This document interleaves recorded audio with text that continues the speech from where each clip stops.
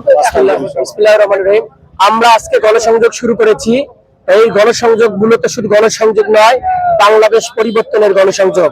আমরা আজকে নির্বাচনী প্রচারণা শুরু করছি। এই নির্বাচন শুধু নির্বাচন নয়, এই নির্বাচন হচ্ছে বাংলাদেশি ইনসাফ প্রতিষ্ঠান নির্বাচন। আমরা মনে করি এই নির্বাচন হচ্ছে আবরার হাদি আধিপত্যবাদ বিরোধী শক্তির যে প্রতীক, সেই প্রতীককে বিজয়ী করার জন্য ইলেকশন। আমরা মনে করি এই ইলেকশন হচ্ছে বাংলাদেশ নয়, কুড়িগ্রামকে বৈষম্য মুক্ত করার ইলেকশন। আমরা মনে করি এই ইলেকশন হচ্ছে বাংলাদেশে একটা নতুন ফেজে আসার ইলেকশন, যে ইলেকশনে সাম্য, মানবিক মর্যাদা এবং ইনসাফ প্রতিষ্ঠা হবে সেই ইনশাআল্লাহ। আমরা মনে করি 10 দলীয় ঐক্যজোট ইনশাআল্লাহ আমরা ক্ষমতায় যাব এবং বাংলাদেশকে একটা ইনসাফের বাংলাদেশ নির্মাণ করব, যেখানে পার্টিকুলারলি কুড়িগ্রামকে যদি বলি একটা আত্মমর্যাদাশীল, একটা কর্মমুখর জেলা হবে। আমরা আর মঙ্গা জেলা থাকবো না ইনশাআল্লাহ। আপনারা অলরেডি দেখতে পাচ্ছেন যে আমাদের স্বতঃস্ফূর্ত ভাবে কত গণমিছিল, বিশাল অবস্থা। আমরা যেখানে যাচ্ছি মানুষের মুখে মুখে আমরা শাপলাগুলিকে শুনতে পাচ্ছি।